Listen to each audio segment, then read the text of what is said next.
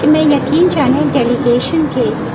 Senator Talha Mahmood کی بہت مشہور ہوں، ڈاکٹر اقبال آفریدی کی، جنہوں نے کہ لمحے لمحے ہر جگہ بغیر کسی شکوے کے، بغیر کسی اس کے۔ بسم اللہ الرحمن الرحیم، السلام علیکم، میں ہوں جلیل خان کولاچی، آپ دیکھ رہے ہیں میرا YouTube channel. Doctor Aafia Siddiqui کے حوالے سے ایک اہم ترین ڈیولپمنٹ سامنے آئی ہے، وہ آپ کے سامنے رکھنی ہے۔ 20 تاریخ کو یعنی 20 جنوری کو بائیڈن انتظامیہ ختم ہو جائے گی، اس کے بعد پھر ٹرمپ انتظامیہ ڈونلڈ ٹرمپ 20 تاریخ کو حلف اٹھائیں گے، پھر اس کے بعد پھر وہ امریکہ کے صدر ہوں گے۔ امریکہ کی یہ تاریخ رہی ہے، جو امریکی صدر ہوتا ہے اس کے پاس یہ اختیار ہوتا ہے کہ وہ جانے سے پہلے، یہ ان کی روایت ہے، طریقہ کار ہے، آئین و قانون ہے، جو کچھ آپ اس کو نام دینا چاہیں وہی ہے۔ ویسے تو ہے ذری سی بات ہے، اصولاً آئین و قانون کے مطابق یہ بات درست ہے کہ امریکی صدر کے پاس یہ اختیار ہوتا ہے کہ وہ کسی بھی قیدی، چاہے وہ سزائے موت کا ہو یا جو بھی ہو، اس کی سزا میں کمی بھی کر سکتا ہے اور اس کو عام معافی کا اعلان بھی کر سکتا ہے رحم کی اپیل کے بعد۔ یعنی جب رحم کی اپیلیں کی جاتی ہیں تو اس کے بعد پھر امریکی صدر کے پاس اختیار ہوتا ہے کہ وہ جس کو معاف کرنا چاہیں، جس کی سزا میں کمی کرنا چاہیں۔ اس سے پہلے تقریباً جب 2017 میں براک اوباما کی حکومت ختم ہوئی تھی تو اس کے اینڈ پر براک اوباما نے تقریباً 300 افراد کو رحم کی اپیلیں ان کی منظور کی تھی، اور کچھ کی سزا کم کر دی تھی اور کچھ کو عام معافی کا اعلان کر دیا تھا۔ اس کے بعد پھر براک اوباما کے اوپر کافی تنقید بھی کی گئی تھی، اور تنقید 300 افراد کی رحم کی اپیلیں منظور کرنے کے اوپر نہیں کی گئی تھی، بلکہ صرف ایک اپیل تھی، اور وہ تھی ان کے بیٹے کی، کیونکہ ان کا بیٹا اس میں ٹیکسز کے کچھ الزامات تھے اس کے اوپر، اور اسلحہ رکھنے کے کچھ الزامات اس کے اوپر تھے، جس کی وجہ سے وہ سزا کاٹ رہا تھا۔ تو اس کو بھی رحم کی اپیل منظور کرتے ہوئے براک اوباما نے اپنے بیٹے کو معاف کر دیا تھا۔ تو اس کے بعد پھر اس کے اوپر ایک تنقید ہوئی تھی، اور ایسی باتیں، ایک پولیٹکس ہے، تنقید ہر جگہ پہ ہوتی ہے، اور امریکہ میں بھی تنقید ہوتی رہتی ہے۔ بہرحال اس کے بعد پھر ٹرمپ آ گیا، وغیرہ وغیرہ جو کچھ بھی ہوا۔ اب بائیڈن 20 تاریخ کو چلے جائیں گے، اس سے پہلے 1500 افراد،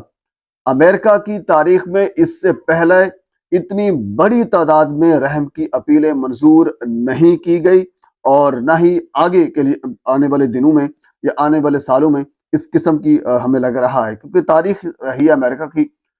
اس سے پہلے زیادہ سے زیادہ 300 افراد کی رحم کی اپیلیں منظور کی تھی، اور وہ براک اوباما نے کی۔ لیکن اب بائیڈن نے 1500 افراد، ان میں سے پاکستانی بھی کچھ شامل ہیں جو وہاں پہ مقیم ہیں، لیکن ابھی تک ان کی کوئی لسٹ شامل نہیں سامنے آئی کہ فلاں فلاں پاکستانی جس کا یہ نام ہے، یہ ہے، یہ ہے، یعنی کوئی ڈیٹیل سامنے نہیں آئی۔ لیکن جو رپورٹر رپورٹ کر رہے ہیں ان کے مطابق کچھ مقیم وہاں پہ پاکستانی بھی ہیں۔ ڈاکٹر عافیہ صدیقی کے حوالے سے جو اس سے ریلیٹڈ خبریں میں آپ کے سامنے رکھتا ہوں، لیکن اس کو بھی مکمل کر لیں۔ بہرحال 39 افراد وہ ہیں جو غیر متشدد جرائم کی سزا کاٹ رہے تھے، ان کی رحم کی اپیلیں منظور کی گئی ہیں،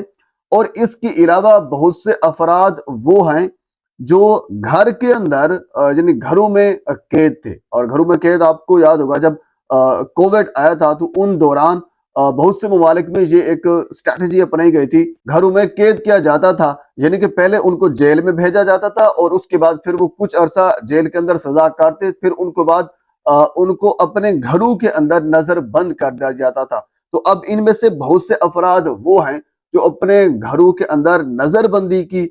جو قید ہے وہ کاٹ رہے تھے، انہوں نے جب رحم کی اپیلیں کی ہیں تو ان حوالے سے بھی جو صدر بائیڈن ہیں انہوں نے بہت سی اپیلیں منظور کرتے ہوئے ان تمام افراد کو کسی کی معاف کر دی ہے اور کسی کی سزا میں کمی کر دی ہے، یعنی تقریباً تمام کی جو سزائیں ہیں ان میں کمی تو ضرور ہوئی ہے، لیکن بہت سے ایسے افراد ہیں جن کی سزائیں بالکل معاف بھی کر دی گئی ہیں۔ اب ڈاکٹر عافیہ صدیقی کے حوالے سے خبر یہ ہے، کیونکہ پاکستانی وفد بھی اب جانا تھا انہوں نے،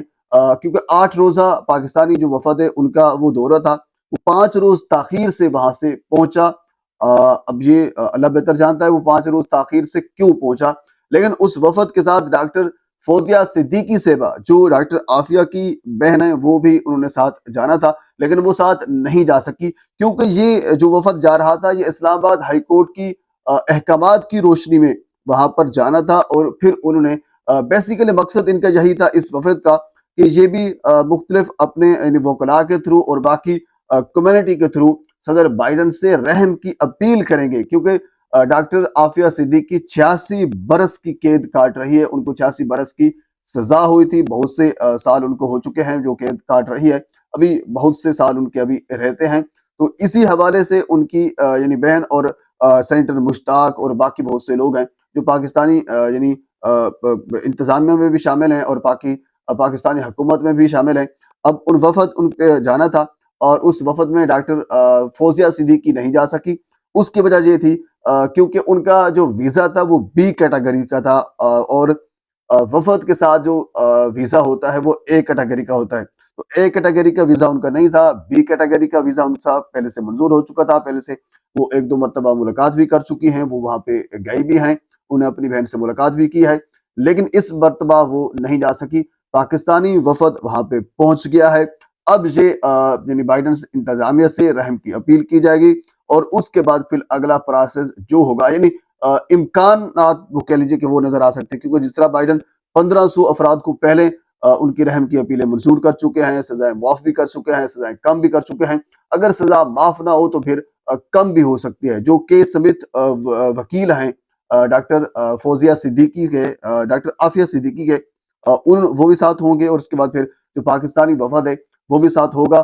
कानूनी जो चाराजोई है वो की जाएगी। अब इस हवाले से क्या डेवलपमेंट सामने आती है ये तो आने वाले कुछ दिनों में पता चल जाएगा। बहरहाल इसके अलावा मैं आपको पहले बता चुका हूं कि पाकिस्तानी मुकीम है वहां पे, उनमें से बहुत से अफराद